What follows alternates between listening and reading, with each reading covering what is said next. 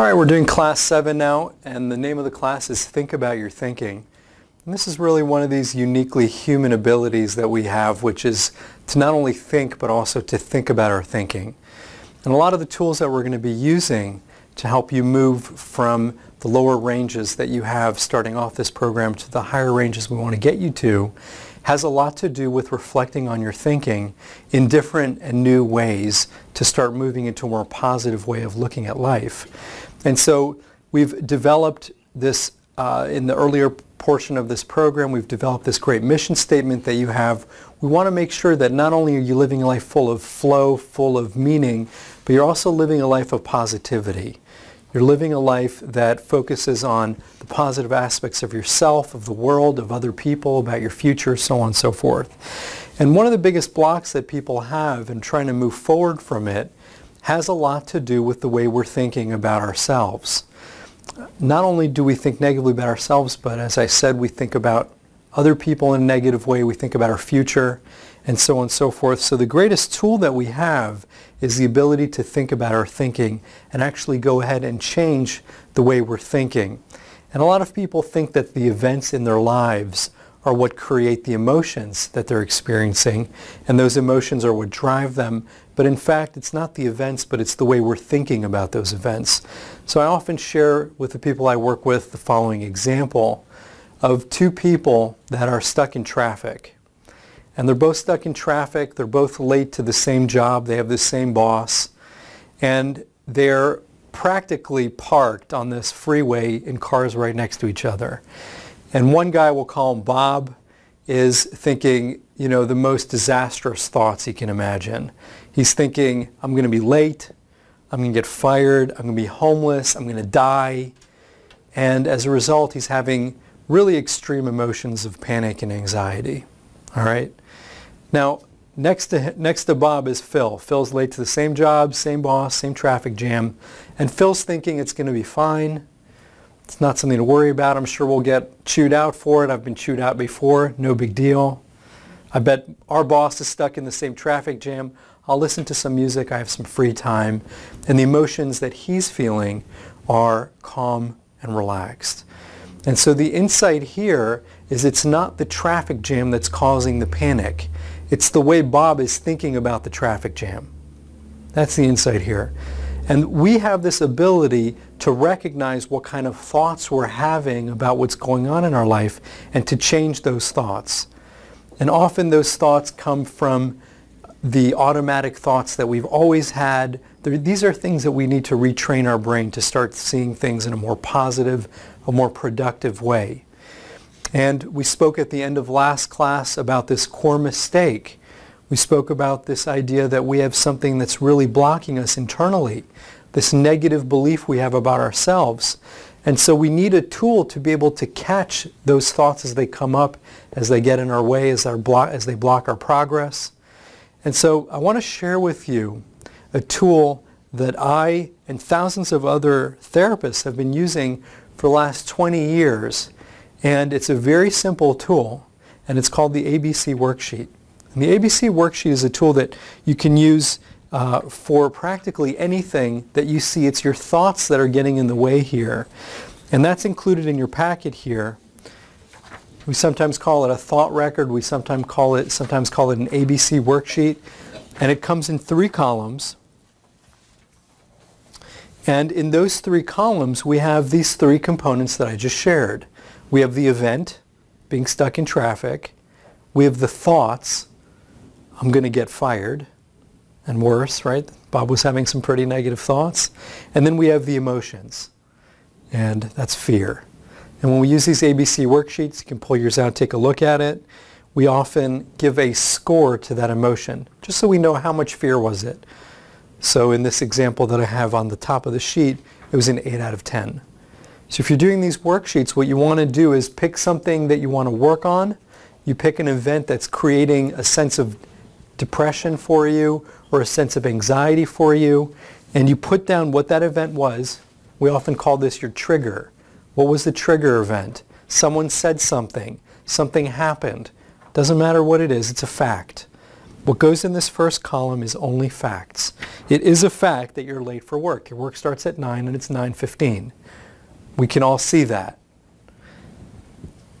The second column is your thoughts. Different people are having different thoughts. It's your interpretations of what's going on in your life.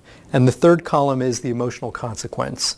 And that's where ABC comes from. A, activating event. It activates you, gets you started going down a certain path emotionally and in terms of your thoughts. B, your thoughts or beliefs. That's where the B is.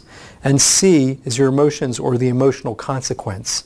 This is the consequence this kind of thinking has in your life. And we know basically any major decision we make in our lives are generally, at least largely, influenced by our emotions. If you want to get yourself motivated to do something, you have to get yourself motivated on an emotional level. Where do those emotions come from? They come from your thoughts. And so this is a very powerful tool that as we're going through this program, I want to encourage you to use at least once a day. If you're working on anxiety, this is going to be one of the most powerful tools you have to overcome that anxiety, is to recognize what kind of thoughts are you having that are creating this emotional consequence.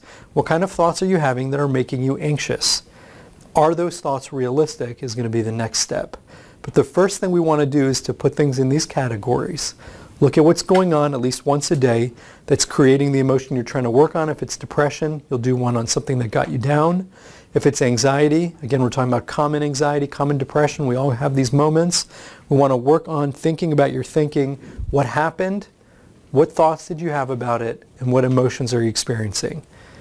And just putting those three things into columns, having the ability to make a distinction between what's fact and what's interpretation can be really transformative for a lot of people. Because we often look at what our thoughts are as fact. We think our interpretations, we think we really are going to get fired. We think we really are going to be homeless and die. But when we get these down on paper, because all of that's happening subconsciously, if we can put these down and think about it, we can make this process conscious and we can start seeing that's actually a distortion. That's not really the facts here. That's not, those emotions and these thoughts do not match the facts. And by getting down on paper for a lot of people, just seeing it can already help them change. I've done this with lots and lots of people, and just doing this exercise once a day takes about 5 minutes to do one. You can do a couple. A lot of people with anxiety start seeing a big difference. But this has been tried on thousands of people with depression, with low self-esteem. A lot of this is coming from your thoughts. And so we're going to do work on changing those thoughts. And step number one is being aware. So the way we do that, again, put these things into columns. The next steps, you have 2 questions under here, is you're going to be doing some work on your thoughts. And there's 2 questions here. Number 1, are my thoughts realistic? Look at those thoughts. Is it realistic that you're going to get fired because you're late today? I don't know. Maybe yes, maybe no, probably no.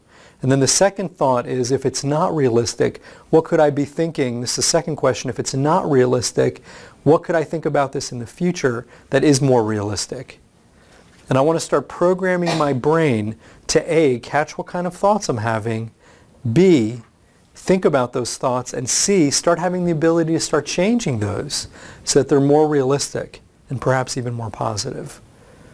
So this is a very powerful tool to start overcoming a lot of these blocks that we have internally to our progress, which are coming from our own thoughts. You can imagine as you do these, and you're dealing with depression, let's say, you're going to start noticing that one phrase coming up. But that's great, because you'll be able to look at it and say, is this realistic? Does that make sense? Is it true that I'm not good enough? Is it true that I can't do it?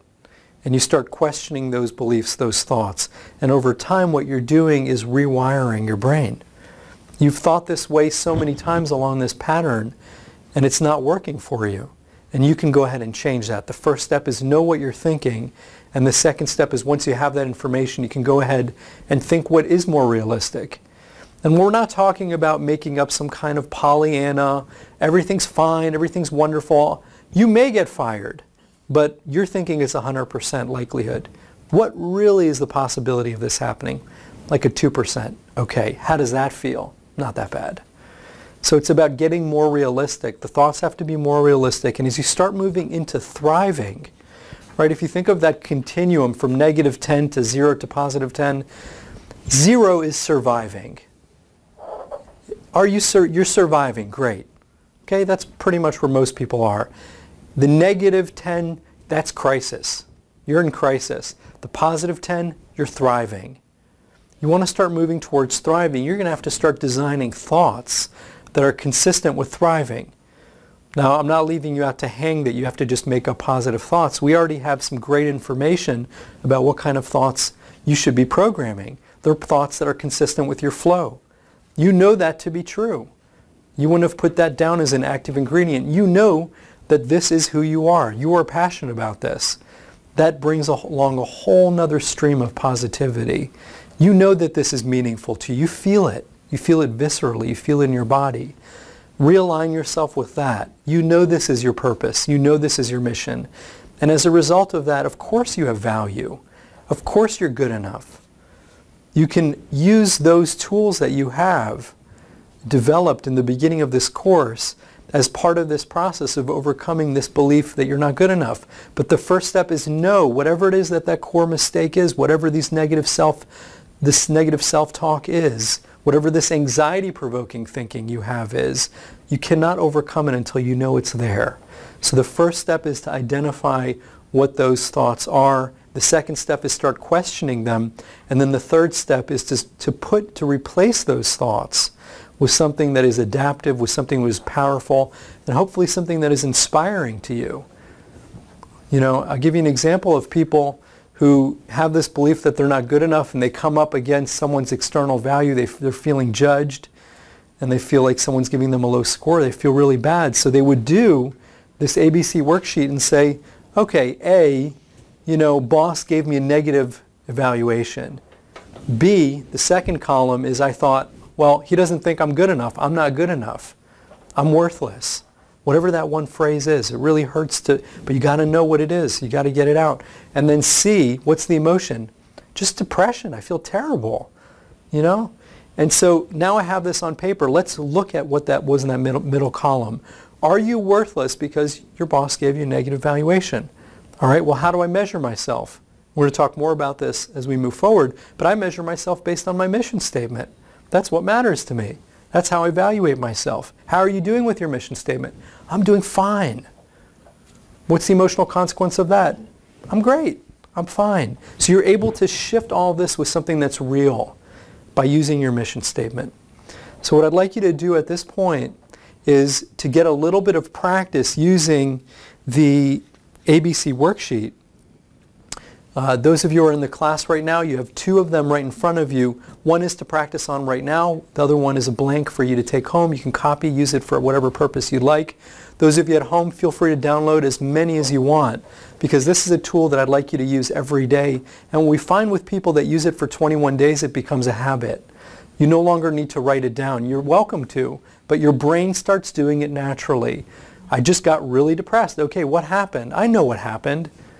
A, B, C. I just had this thought about this event. There's another way of looking at this event. There's another possible interpretation, and your brain starts doing it automatically. Just like any exercise, it starts becoming routine. It starts becoming subconscious, and that's what we're trying to do here.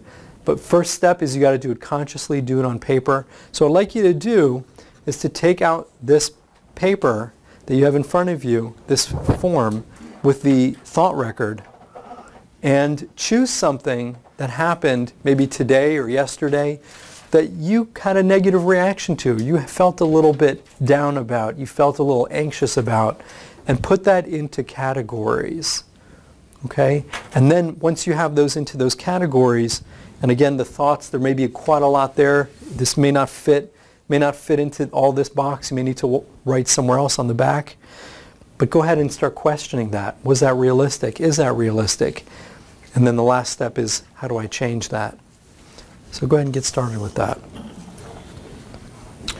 All right, well, we're going to do questions on Think About Your Thinking, Class 7.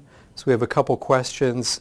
Number 1, what if what I find is going on in my thoughts actually is somewhat realistic. So when I ask myself the question, is it realistic, I say yes. But it's not exactly adaptive or 100% realistic, and a lot of times that's because we're not scaling it. So that's my recommendation, is when you look at something, for instance, someone is about to get in their car and they're really worried that they're going to get into a car accident. And so that's making it really difficult for them to get into the car.